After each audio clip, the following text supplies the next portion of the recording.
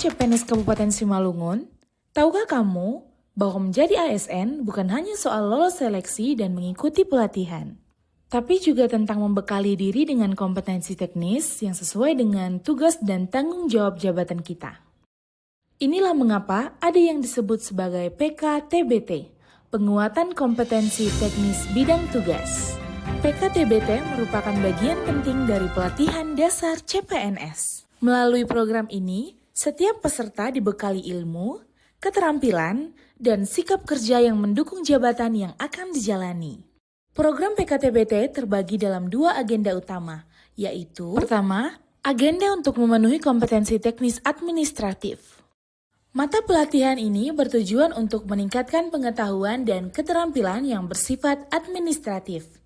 Contohnya, pembekalan tata naskah dinas, penguatan tata keprotokoleran acara dinas, penguatan kemampuan bahasa asing, dan lain sebagainya.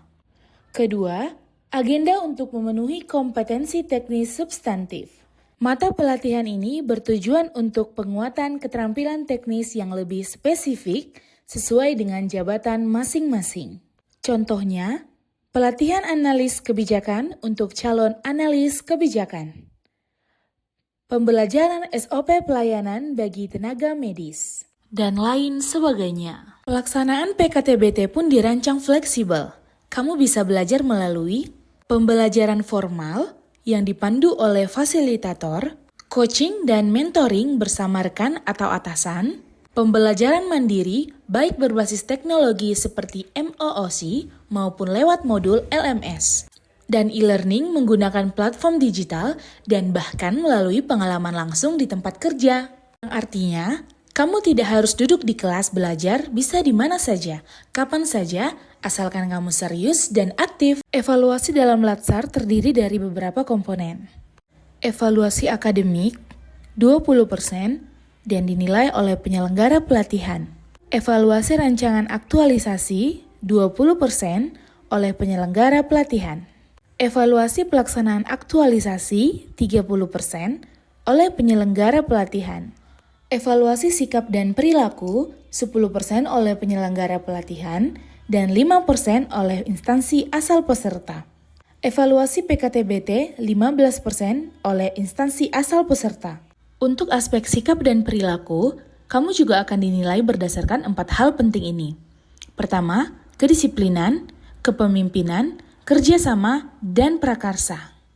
Penilaian akhir kamu akan diklasifikasikan sebagai sangat memuaskan jika skormu 90 ke atas, memuaskan untuk skor 80-90, cukup memuaskan antara 70-80, kurang memuaskan jika 60-70, dan tidak memuaskan bila skormu di bawah 60. Adapun ketentuan penilaiannya, 1.